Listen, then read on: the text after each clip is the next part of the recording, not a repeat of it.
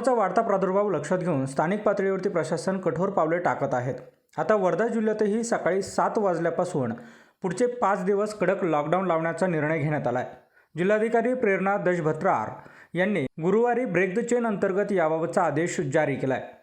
जिल्ह्यामध्ये काल संध्याकाळपासूनच 5 दिवसांचा कडक लॉकडाऊन लावण्याची घोषणा करण्यात आली आहे। त्यामुळे आज जिल्ह्यामध्ये कडक लॉकडाऊनला सुरुवात झाली आहे। सकाळपासूनच शहरातील गांधी चौक, शिवाजी चौक, वर्धा टी पॉइंट, न्यायालय चौक परिसरामध्ये पोलिसांकडून कारवाईला सुरुवात करण्यात आली आहे। वर्धा जिल्ह्यामध्ये आजपासून 13 तारखेच्या सकाळी 7 वाजेपर्यंत माननीय जिल्हाधिकारी यांनी कडक निर्बंध लॉकडाऊनचे लागू केलेले आहेत।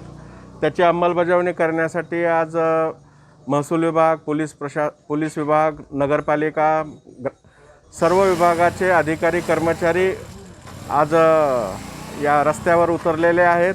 चौकामध्ये आम्ही या ठिकाणी ड्युट्या लावलेल्या आहेत आणि या नियमांचं जे उल्लंघन करत आहे, लॉकडाऊनचे जे कडक लॉकडाऊनच्या निर्देशाचं जे उल्लंघन करत आहेत त्यांच्यावर दंडात्मक कारवाई तसंच त्यांना परत पाठवण्याचं कामसुद्धा आज सगळीकडे आर्वी तालुक्यामध्ये होत आहे। बरेचसे नागरिक काही हेल्थ पर्पजसाठी बाहेर निघताना दिसत आहेत, परंतु सर्व नागरिकांना आम्ही आवाहन करत आहोत की फक्त आरोग्याचा विषय काही असेल तरच घराच्या बाहेर अलाउड आहे, अन्यथा प्रशासनाकडून दंडात्मक कारवाई केली जाईल।